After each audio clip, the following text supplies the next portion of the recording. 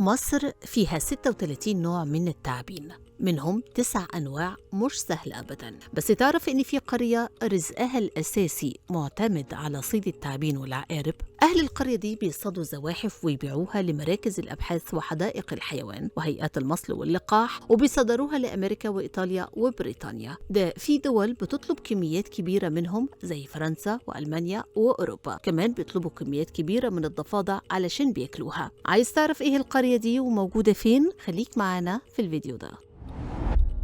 في قرية صغيرة اسمها أبو رواش قريبة من كرداسة في الجيزة. في ناس عايشين على شغل غريب جدا، صيد التعابين والعقارب. بس المهنة دي مش جديدة عليهم، بالعكس دي ورثوها عن أجدادهم وأصبحت مصدر رزقهم الأساسي. بيصطادوا الزواحف السامة دي وبيبيعوها لمراكز الأبحاث وحدائق الحيوان وهيئات المصل واللقاح، وكمان بيصدروها لدول برا. قصتهم بدأت من زمان لما أهل أبو رواش اكتشفوا إن التعابين والعقارب اللي عايشين حواليهم مش بس كائنات مرعبة، لكن كمان ممكن تكون كنز، وبدأوا يتعلموا ازاي يصطادوها ويتعاملوا معاها بحرفية جدا لحد ما بقت مهنتهم الأساسية، وبقى ليهم اسم معروف في المجال ده مش بس في مصر لكن في دول بره كمان. وأصبح صيد التعابين والعقارب مش مجرد مغامرة، دي شطارة وخبرة وعلم. الصيادين عندهم يعرفوا كل حاجة عن كل نوع، يعني عارفين بيصطادوه ازاي وازاي بيحافظوا عليه وهو حي من غير ما يلدغهم أو يأذيهم. الموسم بتاعهم بيبدأ مع بداية الصيف من أول أبريل لحد أكتوبر، لأن ده الموسم اللي بتخرج فيه التعابين والعقارب من جحورها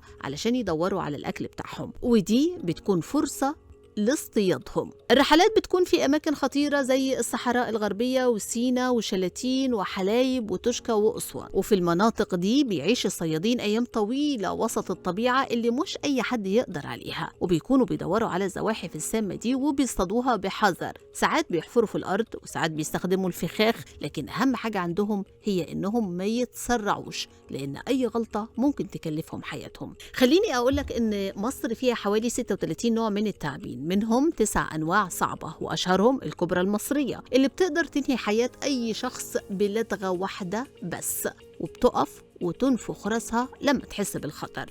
الأفعى القرناء اللي بيسموها جنيب، ودي معروفة بحركتها السريعة جدا على الرملة ولسعتها بتنهي حياة أي حد خلال دقايق. التعبان المقرن، وده بيعيش في الصحراء بس صعب جدا ملاحظته لأنه بيستخبى تحت الرمل، لكن الصيادين عندهم خبرة وبيعرفوا يلاقوه. أما الباقي فمش سام بالدرجة اللي تنهي حياة حد، لكنه برضو خطر، وزي ما بيقولوا التعبان تعبان.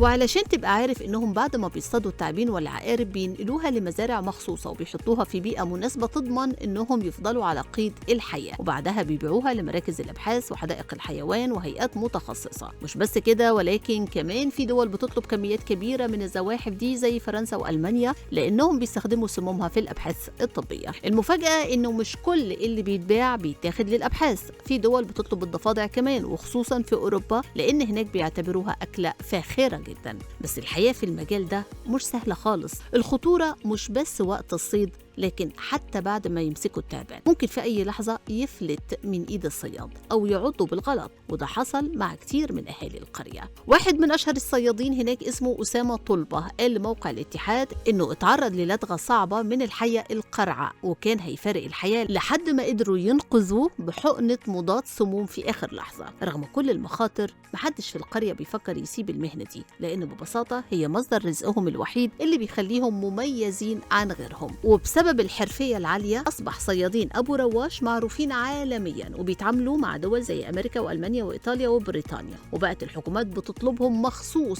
علشان يصطادوا تعابين خطيرة في أماكن مختلفة، لأن عندهم خبرة في التعامل مع أخطر الأنواع ومن غير معدات معقدة.